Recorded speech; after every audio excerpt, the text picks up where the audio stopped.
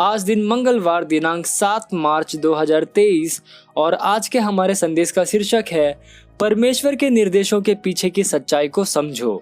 Hallelujah.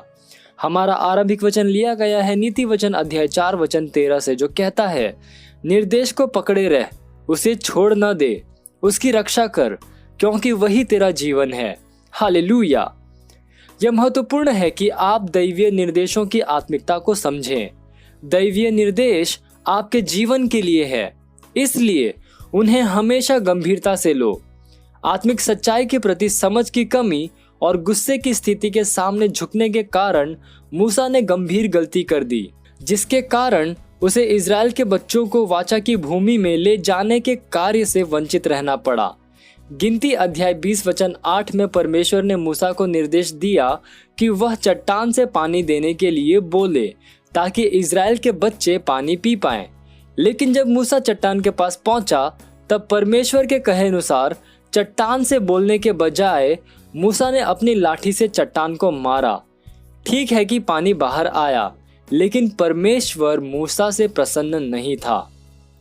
निर्गमन अध्याय 17 वचन 6 में मूसा के लिए पिछला निर्देश था कि वह चट्टान को मारे ताकि उसमें से पानी निकले, जो कि उसने किया और पानी बाहर निकला। लेकिन इस बार चट्टान को दूसरी बार मारना नहीं था, क्योंकि वह चट्टान मसीह था। पहला कुरिन्थियों अध्याय 10 वचन 4 में आप पढ़ सकते हैं। मसीह को केवल एक बार ही मारा जाना था।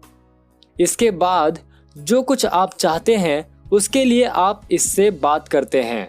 यद्यपि मूसा ने 2 बार चट्टान को मारने के द्वारा अनाज्ञाकारिता में काम किया था, तो भी चट्टान में से पानी बाहर आया, लेकिन इसने वह परिणाम उत्पन्न नहीं किया जो परमेश्वर चाहता था।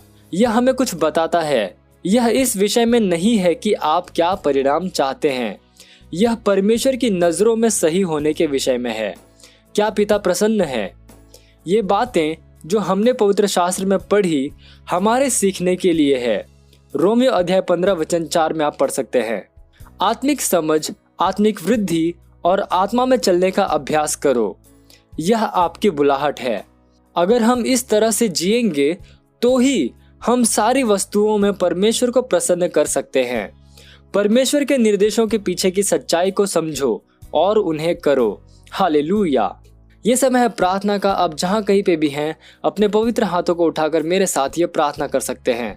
बोलिए, मैं सारी बुद्धि और आत्मिक समझ में परमेश्वर की इच्छा के ज्ञान से भरा हूँ। प्रभु को प्रसन्न करने के लिए योग्य चाल चलते हुए, हर भले काम में फलदायी होकर और परमेश्वर के ज्ञान में बढ़ते हुए, हर समय, हर स्थान में और हर स्थिति में पिता की महिमा और स्थिति के लिए दैवीय बुद्धि मुझ में काम कर रही है। आमीन।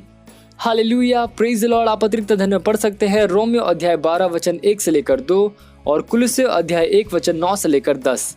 आप एक वर्षीय बाइबल अध्ययन योजना में पढ़ सकते हैं मरकुस अध्याय 12 वचन 18 से लेकर 44 और गिनती अध्याय 20 से लेकर 21। आप 2 वर्षीय बाइबल अध्ययन योजना में पढ़ सकते हैं मत्ती अध्याय 21 वचन 1 से लेकर 11 और निर्गमन अध्याय 16। हालेलुया।